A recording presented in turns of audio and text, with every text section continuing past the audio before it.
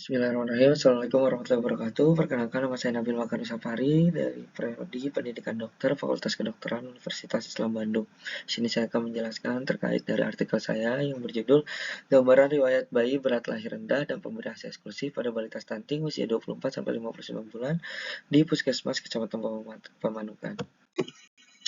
Latar belakang.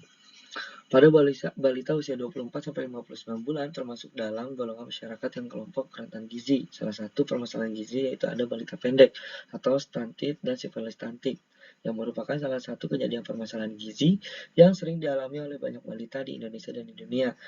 Dan gangguan pertumbuhan linear atau stunting terjadi terutama dalam 2-3 tahun pertama kehidupan dan merupakan efek interaksi antara kurangnya asupan energi dan asupan gizi serta infeksi. Menurut WCGS atau World Health Organization Child Growth Standard menentukan instrumen pengukuran stunting berdasarkan indeks panjang badan dibagi umur atau VB per U atau tinggi badan dibagi umur atau TB per U dengan batas Z-score kurang dari min 2 SD. Untuk prevalensi di dunia ini sekitar dari data yang saya dapat 150,8 juta atau 22,2% anak balita yang mengalami stunting. Di Indonesia 30,8%, prevalensi di Jawa Barat yaitu 29,2% dan di Provinsi Subang sebesar 25,73%. Dan berdasarkan dari data Dinas Kesehatan Kabupaten Subang, stunting di Kecamatan Pamanukan yaitu sebesar 19,7%, yang merupakan peringkat pertama di Kabupaten Subang. Serta ada faktor-faktor yang turut menyebabkan terjadinya stunting, yaitu ada berat badan lahir rendah, penyakit kronis, kekurangan energi protein, gizi buruk, pola asuh orang tua yang tidak memadai, dan faktor kemiskinan. Untuk rumusan masalah yaitu bagaimana gambaran riwayat bayi berat lahir rendah dan pemberian ASI eksklusif pada balita stunting di Puskesmas Kecamatan Pamanukan Kabupaten Subang. Dan tujuan penelitian mengetahui gambaran riwayat bayi berat lahir rendah dan pemberian ASI eksklusif pada balita stunting di Puskesmas Kecamatan Pamanukan Kabupaten Subang.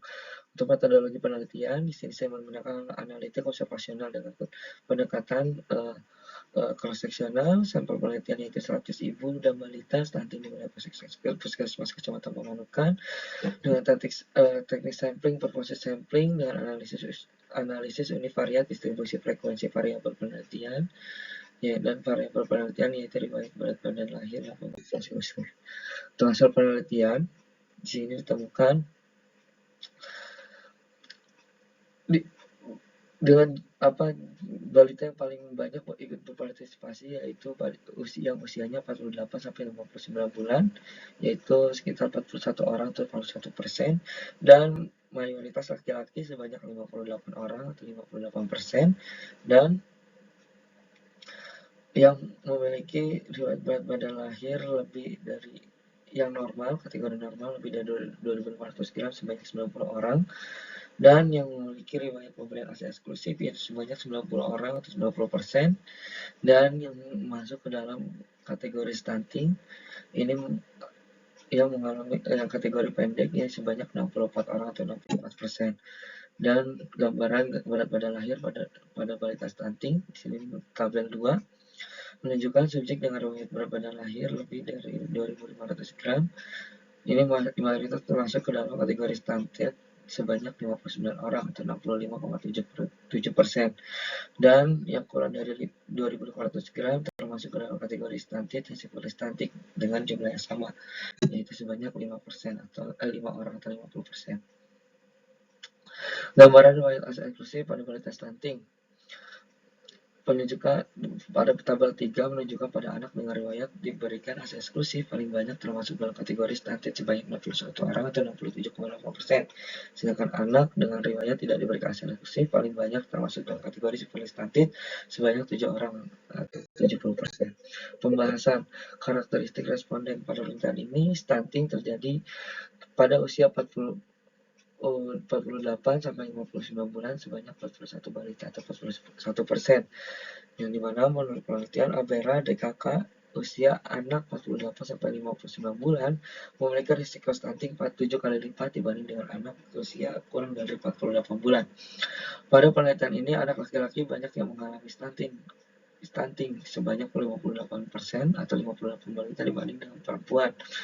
Berdasarkan systematic review, Kim dan Kang menyatakan bahwa dari 10 penelitian meta-analisis menyatakan bahwa peluang terjadinya stunting pada laki-laki lebih besar dibanding perempuan.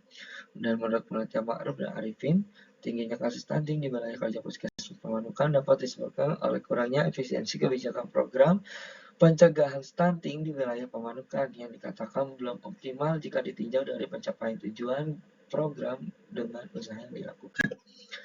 Gambaran berat badan lahir pada balita stunting. Pada penelitian ini, meskipun subjek mengalami stunting, namun mayoritas memiliki riwayat berat badan lahir normal, dan pada penelitian ini, subjek dengan riwayat BBLR memiliki proporsi yang sama dengan kategori pendek dan sangat pendek. Dan stunting ini merupakan manifestasi kekurangan gizi kronik, sehingga pengaruh derajat keparahan stunting paling utama dipengaruhi oleh faktor asupan gizi yang tidak seimbang pada saat usia 0-59 bulan. Gambaran pemberian akses eksklusif pada balita stunting. Pada penelitian ini, subjek paling banyak yang menerima akses eksklusif, namun pada subjek yang tidak menerima akses eksklusif paling banyak mengalami tinggi badan pada usia sangat pendek. Asumsi peneliti yaitu status pemberian akses eksklusif dan riwayat PBLR bukan faktor tunggal yang menyebabkan stunting. Faktor determinan stunting bersifat multifaktorial seperti riwayat kesehatan anak, status sosioekonomi, ketahanan pangan keluarga, pengetahuan dan sikap pengasuh, sanitasi lingkungan, higienitas personal, dan asupan gizi. Kesimpulan hasil dari penelitian ini didapatkan jumlah balita dengan rentang usia 24-59 bulan yang terkena bayi berat lahir rendah pada balita stunting sebanyak 10 balita atau 10%. Hasil dari penelitian ini didapatkan juga jumlah balita dengan rentang usia 24-59 bulan yang memiliki riwayat pemberian akses eksklusif pada balita stunting sebanyak 90 balita atau 90%. Mungkin cukup sekian paparan artikel dari saya, kurang lebihnya mohon maaf. Wallahul muwaffiq ila aqwamit thoriq. Wassalamualaikum warahmatullahi wabarakatuh.